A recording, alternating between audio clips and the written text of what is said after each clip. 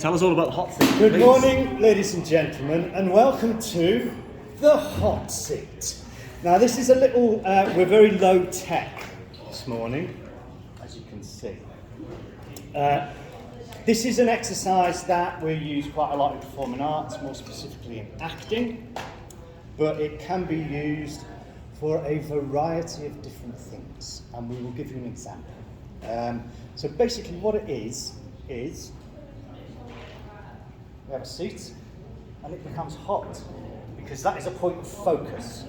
So if I was running it as an acting exercise, I would do it to help the actor or the student develop a particular character by finding out more information, backstory about that character. But we can open it out into other areas. For example, if we've got something like travel and tourism, you may look at job roles, so it would work in the same way.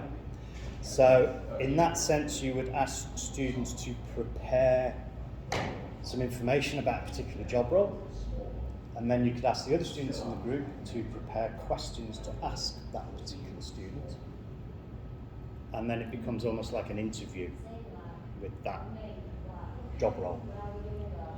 I would advise, if you're using with the students and it's a job role, I'd get them to invent a different name, so it's not them, so you're removing it by one step. It has been proven through research that if you give a student or somebody that's working one step removed from themselves, they're more likely to respond to it than feeling as though it's them themselves that are being put on the spot. So it just removes it very slightly. They can talk about their stuff that they know about, but it's not them talking about it, it's a character talking about it. So it just helps them engage with it a little bit more, makes them feel not so much on the spot. You can use it as a revision technique as well, so if you've got a specific subject that you're teaching at the time, you can put that said student on the chair and ask them direct questions and get your students to ask them direct questions about that topic, so that you can probe them to see what they know and what they don't know about that, if they've got an exam or an assessment coming up as well. Okay. Got any English here? Anyone English? No? No English. Do you mean, are we? No, as in... Because yes, I Speaking English, qualify. do you? You've got your papers. I can do that. Please give me the papers. This is just an example of something I did when I was working in secondary, because they were doing Of Mice and Men for their GCSE. Yeah. So the English teacher asked me whether I would come in as George, one of the characters. So I kind of put leather jacket and trivia and jeans. But we set it after the novel had finished. So it was the police who were interviewing George as to why he'd shot men. And they could go back and find information from the book to ask me questions about, and I'd answer them in character. It's good to use if you want to prepare them for industry as well, especially second years, because if you put them in the chair, once they've learned everything, say travel and tourism that we were talking about before, you can ask them direct questions about what they would do in said scenario, so it sort of becomes like an acting role play sort of game that you can use as well within your teaching and learning stuff, so they can have real sort of life experiences and how they would deal with that by asking them direct questions as well. And you as tutors would act as facilitators. Have you ever tried with teams? Because we have like students making like short films as teams. Could you put have you tried that with like a team with the films and then everyone just quizzes them? I've done it with multiple characters, because that's the kind of world that I work in. And it still works? Yeah, it still works. Yeah, as long as you're facilitating it. How do you cope with those really shy students that don't want to do it? I think it's in the preparation. If you give them enough time to prep for it, make sure they've got the information, because that's where it can fall off a cliff. If they don't have that information in here, then they might get a bit, I don't know. But then again, that's for you as a tutor to kind of try and eke that information out through questioning. What I've done in the past, I've had questions on the board behind the student who's being hot seated, so that if the students in the room don't know what questions to ask, they can use that as a prompt to be able to figure out a question that they could ask the student as well. And it's starting simply as well, I think. Start really simple with the questions. Like, what's your name? I think if you do it as a, if But you do it use as a a different group, name than their own. if you do it as a group, it hides that a little bit. Yeah. Yeah, I like that idea. You like following a group task, you could your differentiation, you can go deeper into that questioning, can't you? And then, if you know the students, you can leave that quiet one a bit, get them involved, but you just won't push them. Yeah. That's all. Yeah. Exactly. Yeah, that'd be good.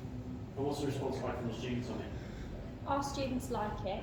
Yeah. It helps them find a deeper character because they're obviously the performing arts students. But you can use it, so I teach industry and I use it sometimes with my industry stuff. If I'm asking about a specific job role, I will ask students direct questions. You don't have to sit them there, but that is the technique that you use. But you could have them sat around like this and just ask one question to someone, but they do have a good response of it. It's good for us because we can see what they know and what they don't know. I love that idea of sitting up at the front now, and that's absolutely brilliant. This week could use it for like, storyline ideas. Well, I was thinking about even getting them to be able to discuss the films in depth. So Do they know the can film? test they really understand Do they it. really know that film? Yeah. Or pitching, you could use it for pitching. Yeah, yeah. You could just consolidate lessons with it. Yeah. Just like sort of Yeah, at the end of the it's lesson, end of that's your lesson AFL activity. at the end of the lesson. And if you don't move from your seat, you could just go Emily hot seat, right? Ask Emily questions. Do you know, once it's embedded. I'm just thinking out loud now. Yeah.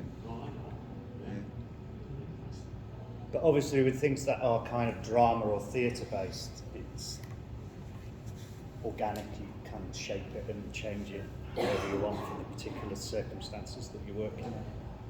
No, because everyone goes, oh God, I'm not a drama teacher, I'm not an acting teacher, but it's not about that really. It's just a way, it's a more gentle way of questioning, I think, and eliciting information from students, where they don't feel under pressure of it's you, because I'm being somebody else doing this. Yeah. Could we go for things like history or historical events? Yeah. Take on a character and then they get asked questions about that. Yeah, and then absolutely, ask that character. absolutely. Really understand Yeah. Yeah. Do you want a quick example? Any social science actually. Yeah? If you like science. Example? Morning. Well, actually, Alex.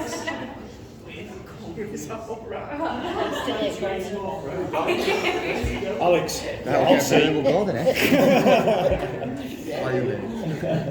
Alex, get in the hot seat. yeah. What is this mysterious machine?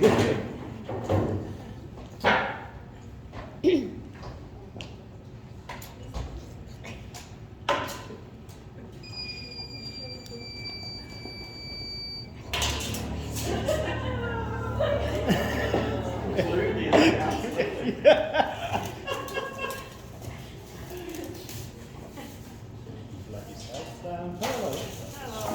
Snuck in. Are you on one of those day of holiday and stuff? Okay. I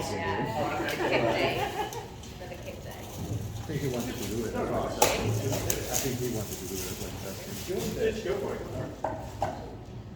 well. I'll do it. Are we going to do? We'll do Macbeth. We'll do Macbeth. For now.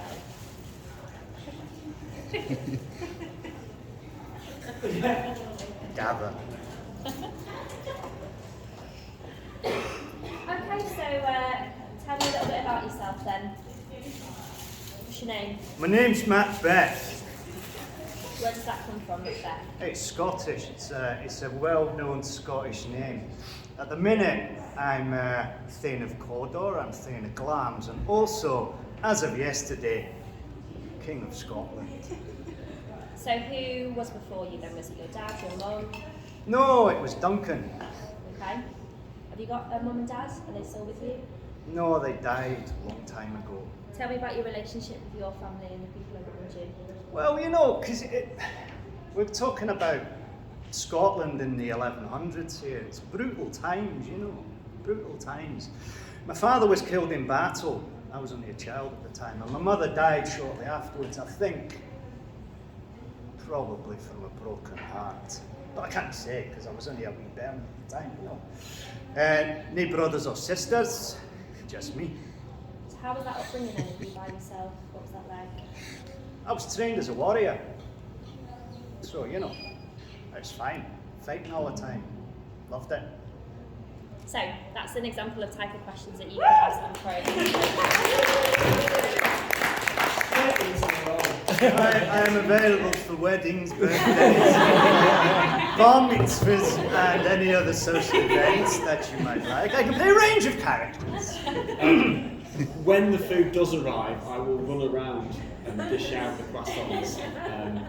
I presume they're still in the oven, I think. Apologies. Right, thank you very much. Thank you. Thank you.